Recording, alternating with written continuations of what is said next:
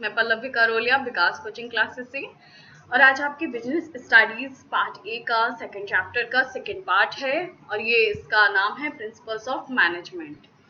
इसमें हम लोग हेनरी फ्योल के मैनेजमेंट प्रिंसिपल्स को डिस्कस करेंगे। तो हम लोग पहले हेनरी फ्योल के बारे में जान लेते हैं कि ये कौन है। तो Fayol was born in France in 1841. He got degree in mining engineering in 1860 and started working as engineer in a coal mining company. In 1888, he was promoted as the managing director of the company. At the time, the company was in the situation of insolvency. Insolvency की situations होती है कि किसी company की liability उसके asset से बहुत ज़्यादा बढ़ जाती है। इसका मतलब कि आप सारी अपने एसेट्स को बेच देंगे तब भी आप अपनी liabilities को पूरा नहीं कर पाएंगे, मतलब कि पूरी तरह से डूबी हुई एक कंपनी है।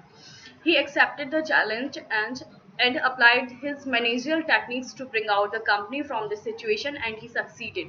इन्होंने इस सिचुएशन को एक्सेप्ट कर लिया। एक इंसॉल्वेंट कंपनी के मैनेजर डायरेक्टर बन गए हैं ये मैनेजिंग डायरेक्टर, और इन्होंने क्या किया, सक्सेस कर लिया अपनी कंपनी को। When he retired after 30 years the company was in leading whole steel company with strong financial background. एक जो कंपनी पूरी तरह से इंसॉल्वेंट हो चुकी थी, इन्होंने जब ये 30 साल के बाद उससे रिटायर होते हैं तो इन्होंने क्या किया, उसको बहुत ही स्ट्रॉन्ग फाइनेंशियल बैकग्राउंड दे दिया कंपनी को, मतलब वो बहुत ही ज़्यादा सक्सेसफुल हो गई। तो इन्होंने जो अपने ऑर्गेनाइजेशन में जो भी प्रिंसिपल्स लगाए थे वो इन्होंने यहाँ पे डिस्कस किए हैं। तो फ्योल का जो पहला प्रिंसिपल है वो है division of work. Henry Fayol बोलते हैं कि आप जो भी कंपनी का वर्क है, जो भी प्रोडक्शन करना है, उसको छोटे छोटे टास्क में डिवाइड कर लीजिएगा और एक पर्टिकुलर एम्प्लॉय को या पर्सन को वो एक पर्टिकुलर वर्क दे दीजिएगा, उसकी एबिलिटी, उसके एजुकेशन और उसके एक्सपीरियंस के अकॉर्डिंग कि कौन सा पर्सन किस तरह का काम कर सकता है। अभी इससे क्या होगा, बहुत ज़्यादा एफिशिएंसी बढ़ेगी और एक जो पर्सन होगा उसमें स्पेशलाइज्ड हो जाएगा एक ही काम को करने में। उससे क्या हो जाएगा, कंपनी का जो वर्क है, कंपनी का जो एम है, वो दोनों चीज़ इफेक्टिवनेस और एफिशिएंसी को अचीव कर लेगा। देखिए अब जैसे एक फर्नीचर कंपनी का हम लोग एग्जांपल ले लें कि एक कंपनी में फर्नीचर बनता है, तो ये हम लोग कुछ एम्प्लॉयज़ को क्या दे दे वर्क कि उन्हें हमेशा लकड़ी को ही काटना है, दूसरे को दे दीजिएगा कि उनको सिर्फ जोड़ना है, तीसरे को दे दिया कि इनको पॉलिश करना है, और चौथा जो एम्प्लॉय है उसके पास हमने वर्क दे दिया कि उसको सिर्फ फाइनल टच देना है, उसको फिनिशिंग करनी है उसकी। तो अब आप ये सोचिए कि एक पर्सन जब बार बार डेली डेली वही काम करेगा तो उसके अंदर कितनी ज़्यादा एफिशिएंसी आ जाएगी उसको करने की। तो ये बोलते हैं कि इससे क्या हो जाएगा, वही पर्सन वही काम करते रहेगा तो वो ना तो रिसोर्सेज को वेस्ट करेगा, ना ही टाइम को वेस्ट करेगा, और वो बहुत ही स्पेशलाइज्ड मैनर में आपके वर्क को करके कंप्लीट कर देगा। सेकेंड प्रिंसिपल है अथॉरिटी एंड रिस्पॉन्सिबिलिटी। अभी देखिए आप, फ्योल बोलते हैं कि बिना अथॉरिटी के आप किसी को रिस्पॉन्सिबिलिटी मत दीजिएगा और बिना रिस्पॉन्सिबिलिटी के किसी को अथॉरिटी मत दीजिएगा, क्योंकि अगर आपने बिना रिस्पॉन्सिबिलिटी के अथॉरिटी दे दी तो वहाँ पे उसके नेगेटिव रिजल्ट आ जाएंगे। अथॉरिटी से मतलब होता है किसी के पास डिसीजन लेने का पावर हो, और रिस्पॉन्सिबिलिटी से मतलब होता है कि आपको एक स्पेसिफिक जो जॉब दी गई है उसको एक स्पेसिफिक टाइम पे आपको कंप्लीट करके देना है। तो अब आप सोचिएगा कि एक मैनेजर को आपने रिस्पॉन्सिबिलिटी दे दी कि आपको 10 दिन के अंदर 100 यूनिट का प्रोडक्शन करके देना है, लेकिन आपने उसको अथॉरिटी नहीं दी कि वो रॉ मटेरियल को परचेज कर सके। अभी सपोज करिए कि कंपनी के पास रॉ मटेरियल खत्म हो गया है। अब अगर जिसके पास ये अथॉरिटी है वो उसके पास जाएगा कि भाई रॉ मटेरियल मुझे चाहिए, अब वो पर्सन के पास रिस्पॉन्सिबिलिटी नहीं है कि भाई उसको 10 दिन के अंदर उस 100 यूनिट को कंप्लीट करके देना है, तो वो मनमर्जी से बोल देगा हाँ मैं मंगा दे रहा हूँ। पता चला नेक्स्ट डे करके उसने 1-2 दिन को वहाँ पे वेस्ट कर दिया। फिर जब हम उसके पास गए मैनेजर के पास कि क्या आपने ये प्रोडक्शन कंप्लीट कर दिया है, तो वो बोलेगा कि सर मेरे पास तो अथॉरिटी नहीं थी। वो वहाँ पे आपको एक्सक्यूज दे सकता है कि भाई सामान नहीं था और हम लोग रॉ मटेरियल की वजह से हम लोग ये कंप्लीट नहीं कर पाए आपका टास्क। तो यहाँ पे फ्योल बोलते हैं कि किसी को कोई भी अथॉरिटी दें आप तो उसको उतनी ही रिस्पॉन्सिबिलिटी दें जिससे उसका मिसयूज ना हो, और किसी को अगर आप वहाँ पे रिस्पॉन्सिबिलिटी देते हैं तो उसको अथॉरिटी दें कि वो उस काम को पूरे मन से और पूरे पावर के साथ कंप्लीट कर सके, जिससे वो आपको कोई एक्सक्यूज ना दे सके। अब थर्ड है इनका डिसिप्लिन। डिसिप्लिन का प्रिंसिपल है। ये बोलते हैं डिसिप्लिन से बेसिकली मतलब होता है आपका रूल्स रेगुलेशंस जो भी ऑर्गेनाइजेशन में उनको फॉलो करना।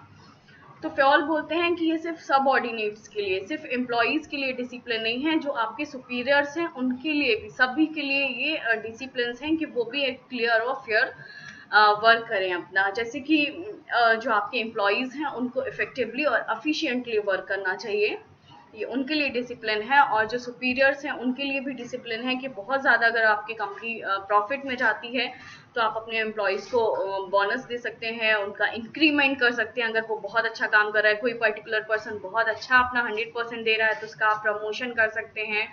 और जो आपका बेस रिवीजन कर सकते हैं, देख सकते हैं कि भाई किस तरह से अगर महंगाई बढ़ रही है तो हमें इनके अपने एम्प्लॉयज़ के लिए कुछ इंक्रीमेंट करना ज़रूरी है। तो ये डिसिप्लिन जो फ्योल ने है वो दोनों के लिए बताया है। इस तरह से आप अपने ऑर्गेनाइजेशन के एम को अचीव कर सकते हो।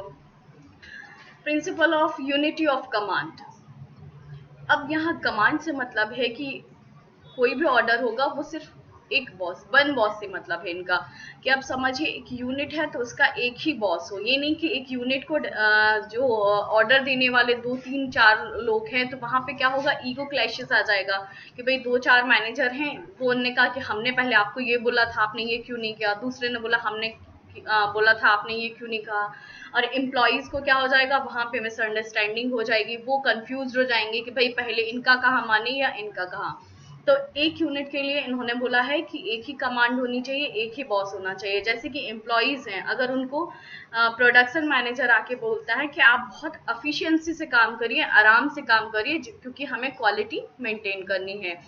और वहां पे आपका दूसरा सेल्स मैनेजर आकर बोलता है कि नहीं, आप क्या है ना, प्रोडक्शन बहुत जल्दी करिए, क्योंकि हमें जो हमारा जो लास्ट का पेंडिंग पड़ा है, जो हम ऑर्डर्स कंप्लीट नहीं कर पाए हैं, वो हमें देने हैं। तो यहाँ पे क्या होगा, जो एम्प्लॉयज होंगे वो क्या हो जाएंगे, कंफ्यूज हो जाएंगे कि किसकी बात को माने। और वहां पे एक एक्सक्यूज भी बन जाएगा, एम्प्लॉयज बोल सकते हैं कि मैं इस वजह से इतना धीरे धीरे काम कर रहा हूँ क्योंकि प्रोडक्शन मैनेजर ने बोला है, या फिर मैं इसलिए जल्दी काम कर रहा हूँ, क्वालिटी मेंटेन नहीं हो पाई क्योंकि वहां पे सेल्स मैनेजर ने बोला है। तो एम्प्लॉयज को कमांड देने के लिए सिर्फ एक ही बॉस होना चाहिए इनके अकॉर्डिंग। फिर है आपका यूनिट ऑफ डायरेक्शन। इसका मतलब है कि वन यूनिट वन प्लान। मतलब कि एक कंपनी में हो सकता है कि 2 3 तरह के आपके प्रोडक्शन होते हों। अभी बहुत अच्छा है, हम लोग पतंजलि बाबा रामदेव का, आप देखिए वो गाय का घी भी बनाते हैं, टूथपेस्ट भी बनाते हैं, और आयुर्वेदिक औषधियाँ भी बनाते हैं, शैम्पू भी बनाते हैं, क्रीम भी बनाते हैं। मतलब मुझे लगता है मोस्टली जितने भी प्रोडक्ट्स हैं शायद पतंजलि सारे बनाने लग गई है। तो अब इन सारे प्रोडक्ट्स में ऐसे नहीं हो सकता है कि टूथपेस्ट बनाने वाले को आप क्या करो, आज वो टूथपेस्ट वाली एक यूनिट है, उसको आप कल बोल दो कि नहीं अब वो घी वाले में जरूरत है, आप वहां चले जाओ। इससे क्या हो जाएगा, पूरा जो होगा मैस हो जाएगा और कोई भी काम अच्छे से नहीं हो पाएगा। तो यहाँ पे इन्होंने बोला है कि यूनिट ऑफ डायरेक्शन की एक यूनिट हो, उसका एक प्लान हो। जैसे कि अगर पतंजलि में कोई टूथ पेस्ट बनाने वाले हैं तो उसका एक मैनेजर हो, और उसके वही एम्प्लॉय हमेशा रहें और वो उसी यूनिट पे काम करें। ये समझ आ क्या होगा आपको यूनिट ऑफ डायरेक्शन का, कि वन यूनिट वन प्लान। अब है आपका subordination of individual interest to general interest. अब कोई भी एम्प्लॉय है वो क्या है ना, अपना एक जर्नल इंटरेस्ट रखता है, उसका खुद का इंटरेस्ट होता है, एक कि इंडिविजुअल का इंटरेस्ट होता है कि भाई आज मैं इस कंपनी में एज अ फ्रेशर अगर स्टार्ट कर रहा हूँ तो कल के दिन मैं इतनी सैलरी को इतना सैलरी में इंक्रीमेंट हो जाए मेरी, या फिर मेरा प्रमोशन हो जाए।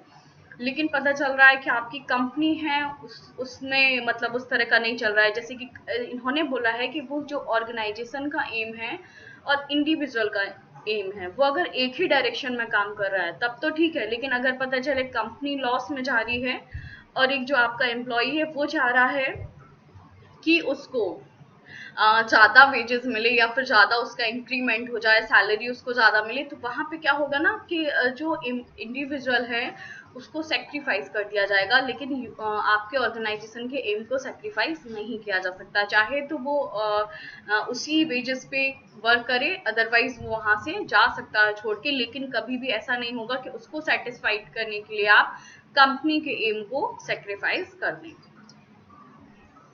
7 है आपका principle of remuneration of persons. मतलब कि ये है आपका पेमेंट से, कि कोई भी पर्सन है, कोई भी एम्प्लॉय है, उसका पेमेंट किस तरह से कंपनी को देना चाहिए। तो एक सेटिस्फैक्ट्री होना चाहिए, सेटिस्फैक्शन होना चाहिए उसके पेमेंट में। जब एक सेटिस्फैक्शन होगा एम्प्लॉय के अंदर, तभी वो क्या करेगा, अपना 100% देगा। अदरवाइज वो क्या करेगा, जब वो अच्छा मोटिवेट नहीं होगा, खुश नहीं होगा, तो क्या करेगा, अच्छी तरह से काम नहीं कर पाएगा। और हमने देखा है कि अगर ह्यूमन रिसोर्सेज अपना बेस्ट नहीं देंगे तो हम अपने एम को अचीव नहीं कर सकते हैं। इसलिए जो वेजेस को हम लोग जब भी डिसाइड करें तो वो किस तरह से होना चाहिए कि एक सेटिस्फाइंग होना चाहिए एम्प्लॉय के लिए। सेकेंड, जो मिनिमम बेसिस एक्ट है गवर्नमेंट ने लगाया है उसको हम लोग फॉलो करें। और थर्ड है हम कि जो कॉम्पिटिटर्स हैं हमारे मार्केट में, तो उनके अकॉर्डिंग भी हम अपने एम्प्लॉयज को सैलरी पे करें। एट्थ है आपका principle of centralisation and decentralisation. Centralisation का मतलब होता है केंद्रीकरण, मतलब कि जितनी भी पावर्स हैं कंपनी की वो सिर्फ एक ही जगह पे हो। और डिसेंट्रलाइजेशन का मतलब होता है कि पावर्स को क्या किया गया है, डिवाइड कर दिया गया है मैनेजमेंट के लेवल्स के ऊपर से। तो यहाँ पे फ्योल कहते हैं कि ये जो सेंट्रलाइजेशन और डिसेंट्रलाइजेशन है ये डिपेंड करता है ऑर्गेनाइजेशन की साइज एंड नेचर के ऊपर।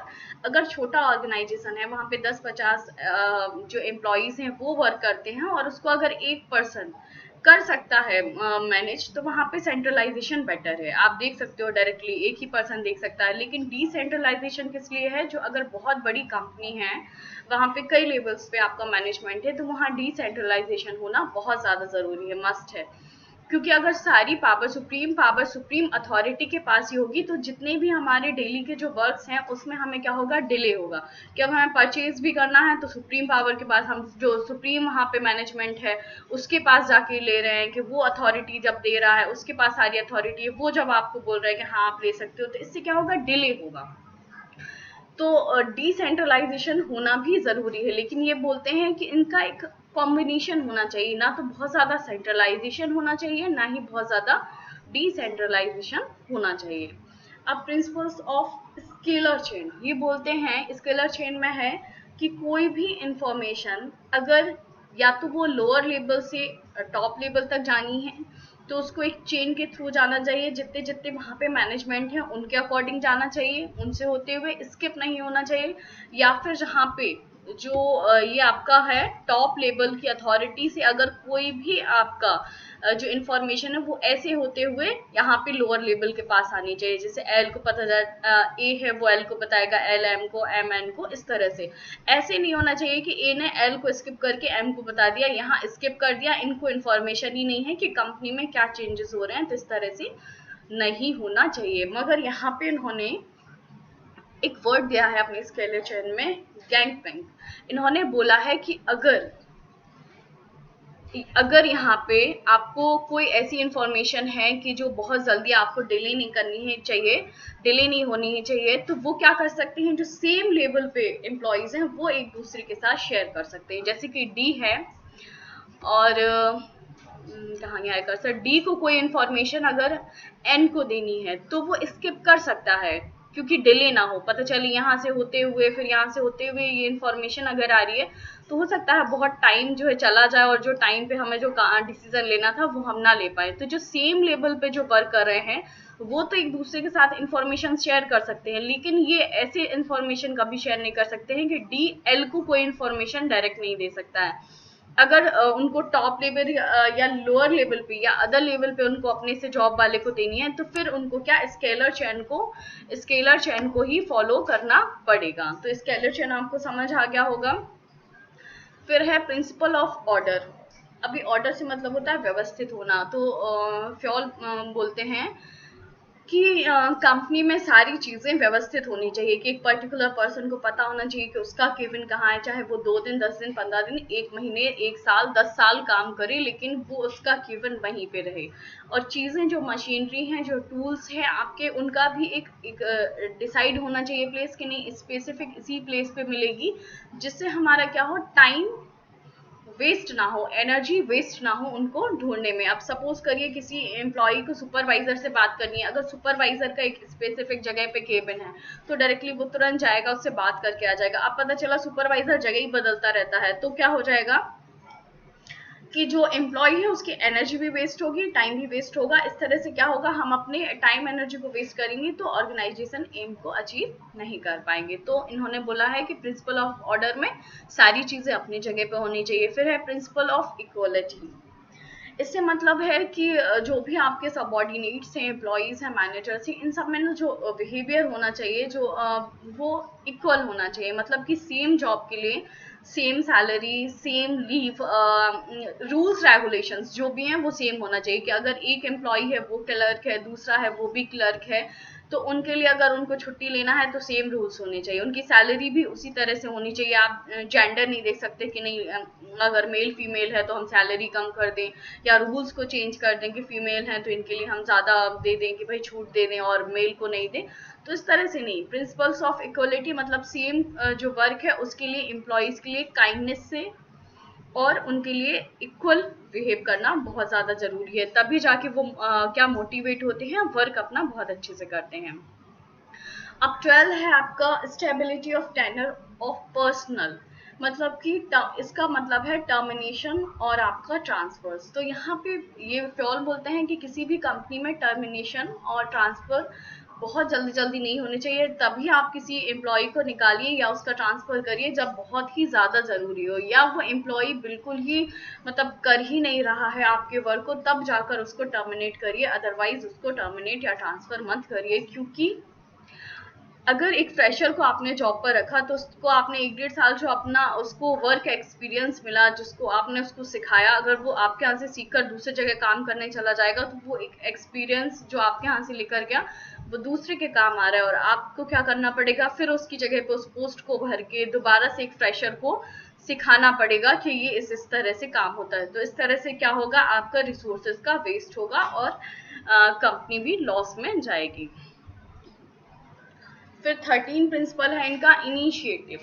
देखिए यहाँ पे इमेज बनी है कि employees suggestion system encourage initiative among trainees manager. अगर मैनेजर कोई भी नया प्रोडक्शन या नई कोई पॉलिसी लगा रहा है या कुछ भी शुरू कर रहे हैं, तो ये पूछ सकते हैं अपने एम्प्लॉयज से कि इसमें किस किस तरह के चेंजेस कर सकते हैं, या किसी के पास कोई नया आइडिया है या क्रिएटिविटी है तो ये क्या कर सकते हैं, मांग सकते हैं उसको पॉलिसी को बनाने के पहले। और अगर एम्प्लॉयज देते हैं अपने सजेशंस को और उनको लगता है मैनेजर्स को हाँ ये अच्छा है, तो वो उसको अप्लाई भी कर सकते हैं। तो इस तरह से आपका क्या होगा, जो बहुत अच्छे आइडियाज है वो भी मिल जाएंगे हमको, क्रिएटिविटी भी बढ़ जाएगी, और दूसरा क्या होगा, एम्प्लॉयज भी खुश होंगे। लेकिन इसका ये मतलब नहीं है कि एम्प्लॉय ने अगर सजेशन दिया, मैनेजर को अगर सही नहीं लगता है, तो उन्होंने अगर कोई रूल्स बना दिए तो उसके बाद एम्प्लॉय कुछ नहीं कह सकता है, उसको वही रूल्स फॉलो करने पड़ेंगे जो एक बारी कंपनी ने बना दिए हैं। फिर 14 है आपका principle of Spirit D crops.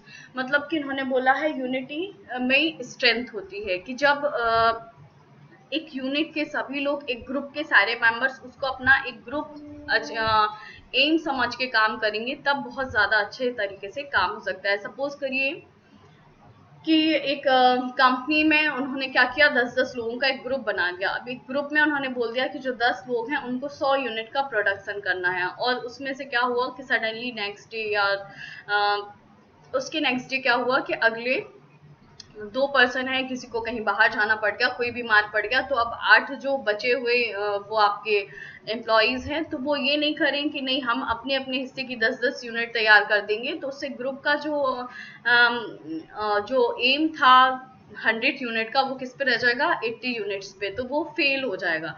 तो ये नहीं, फिर जो 8 जो मेंबर्स हैं वो उनको क्या करें, उन दोनों के वर्क को भी आपस में बांट के उस पूरे एम को अचीव करें। तो यहाँ पे क्या है कि प्रिंसिपल ऑफ एस्पिरिट का है कि जब एक भावना होनी चाहिए, एक स्पिरिट होनी चाहिए अपनी कंपनी अपने गोल को अचीव करने की, तभी जाके हम क्या कर सकते हैं, अपनी कंपनी के एम को अचीव कर सकते हैं। शायद फ्योल्स के जो 14 प्रिंसिपल्स हैं वो यहाँ पे हो गए हैं, ये आपको समझ आ गए होंगे। अब इनको एक बार आप क्या करिएगा, एनसीईआरटी से रिवाइज कर लीजिएगा। और जिनके पास अगर अभी एनसीईआरटीज नहीं है, वैसे होंगी 12th के एनसीईआरटीज, तो फिर भी नहीं है तो मोबाइल में ऐप है एनसीईआरटीज के, उनको आप डाउनलोड कर सकते हैं, उनसे आप पढ़ सकते हैं, या जो आपके पास रेफरेंसेस बुक हो उनसे आप पढ़ सकते हैं, किसी से आप पढ़ सकते हैं। Thank you.